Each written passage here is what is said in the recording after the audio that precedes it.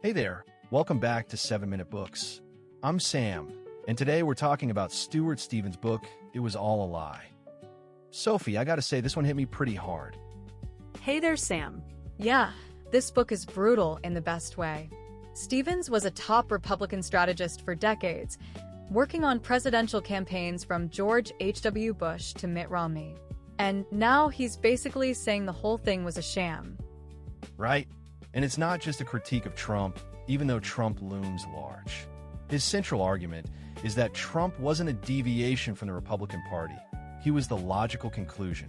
The party was always built on lies and racial resentment. Exactly. Stevens walks through each pillar of conservative ideology, small government, fiscal responsibility, family values, and shows how the party abandoned them whenever they got in the way of power. The real agenda was always about maintaining a certain social hierarchy. And he's so honest about his own complicity. He admits he knew the Southern strategy was about race, that the war on drugs targeted Black Americans, but he told himself it was just tactics. Now he sees those tactics were the whole point. That's what makes the book so powerful. He's not pointing fingers from the outside. He's confessing. He says the party was never a coalition of ideas. It was a coalition of grievances, held together by opposition to a common enemy.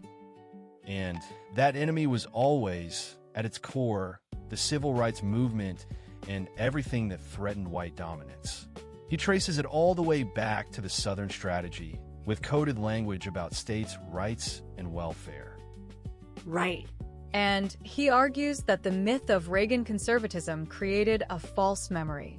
People think Reagan was this cheerful optimist who believed in limited government, but Stevens points out he launched his campaign with a speech about states' rights in Philadelphia, Mississippi, where 3 civil rights workers were murdered. Yeah, that part gave me chills. The message was clear to everyone who heard it, and that myth served a crucial function. It let Republicans pretend they were a party of ideas when they were really a party of identity. And that's exactly what made Trump possible. Republican voters had been trained for decades to believe their leaders were selling them out. So when Trump came along and said the quiet part out loud, he didn't need a coherent ideology. He just gave voice to the resentments the party had been cultivating for 50 years. Stevens is especially harsh on the Republican establishment. He describes colleagues who privately agreed Trump was unfit, but publicly supported him anyway. He says the party's embrace of Trump wasn't a betrayal of principles. It was the fulfillment of its deepest authoritarian instincts. And he points to January 6th as the logical conclusion.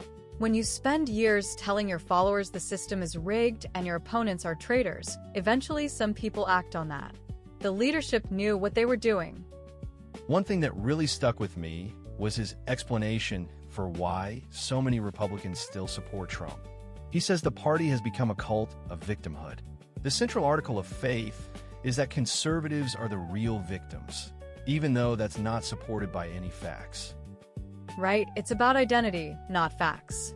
To admit Trump lost fairly would be to admit the whole worldview is wrong, and that's too painful. So they double down. And Stevens also calls out the donor class. They fund the candidates who stoke racial resentment, then act surprised when the mob turns on them. He calls it a protection racket.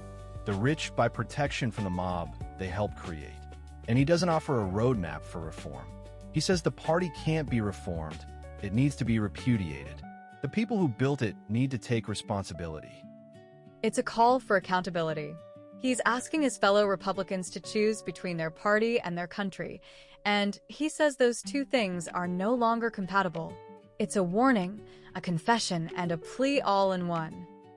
The part that got me was his meditation on how easy it is to convince yourself you're fighting for something noble when you're really fighting for something base.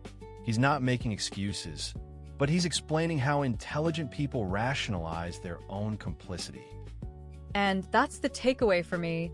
We all have to be honest about what we're actually serving. If you want to dive deeper into this book, the whole library is on the 7-Minute Books app. Over 6,000 fiction and nonfiction titles you can read or listen to in any language, starting at $2.99 a month. $9.99 a year, or $19.99 for lifetime access. For me, the one thing I'm taking away is that the Republican Party was never what it claimed to be. The principles were never real. The commitment to democracy was always conditional, and we need to stop pretending otherwise. Right. The book's title says it all. It was all a lie. But Stevens ends with a question: what comes next? And he doesn't pretend to know. We'll see you in the next one.